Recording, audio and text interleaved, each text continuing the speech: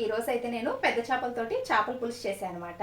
ఈ రెండు చేపలతోటి అయితే ఫ్రై చేద్దామని అయితే పక్కన పెట్టాను. ఇప్పుడు ఈ చేపలతోటి అయితే ఫ్రై చేస్తున్నా. ఫస్ట్ అయితే ఈ చేప ముక్కలకి ఘాట్లు పెట్టేసుకోవాలి. ఇప్పుడైతే ఈ చేప ముక్కలకి ఘాట్లు పెట్టేద్దాం. చేపల్ని క్లీన్ చేసిన తర్వాత పసుపు వేసుకొని నీట్ గా వాష్ చేసుకుంటే తినేటప్పుడు నీసు వాసన రావన్నమాట. నీట్ గా వాష్ చేసుకుని చేపలకి ఘాట్లు పెట్టేసుకున్న తర్వాత దీనికోసం మసాలా అయితే కలిపేసుకోవాలి. ఫ్రై కోసం ఇప్పుడు మసాలా కలుపుకోవడానికి ఒక ప్లేట్లోకి పసుపు, కారం, ధనియాల పౌడర్, కొంచెం పెప్పర్ పౌడర్, చేపల ఫ్రై మసాలా, కొంచెం గరం మసాలా, ఒక స్పూన్ వరకు అల్లం వెల్లుల్లి పేస్ట్ వేసుకొని రుచికి సరిపడా సాల్ట్ కూడా వేసుకోవాలి. తర్వాత ఒక స్పూన్ వరకు ఆయిల్ కూడా వేసుకొని హాఫ్ చెక్క వరకు నిమ్మరసం పిండేసుకొని మసాలా మొత్తం ఇలా కలిసేటట్లయితే కలిపేసుకోవాలి. ఎక్కువ వాటర్ వేయకుండా ఒక 5-6 స్పూన్ల వరకు వాటర్ వేసుకొని మసాలా మొత్తం ఇలా ముద్దలా కలిపేసుకుంటే సరిపోతుంది. ఇలా కలుపుకున్న మసాలాను మొత్తం ఘాట్లు పెట్టుకున్న చేపలకైతే పట్టించేసేయాలి. నేనైతే ఇలా మసాలా కలుపుకున్న చేపలను అయితే 1 అవర్ వరకు ఫ్రిడ్జ్ లో పెట్టాను. ఆ తర్వాత అయితే ఫ్రై చేస్తున్నా. ఆయిల్లో వేసిన చేపల్ని రెండు వైపులా స్లోగా తిప్పుకుంటూ లో ఫ్లేమ్ లో ఫ్రై చేసుకుంటే చేపల ఫ్రై రెడీ అయిపోయినట్లే. ఫ్రై చేసుకోవాలి అన్నప్పుడు ఏ నాన్ వెజ్ ముక్కలైనా సరే ముక్కలకి మసాలా మొత్తం కలిపిన తర్వాత ఫ్రిడ్జ్ లో 1/2 అవర్ లేదా 1 అవర్ పాటు పెట్టుకుంటే తినేటప్పుడు క్రిస్పీగా వస్తాయన్నమాట.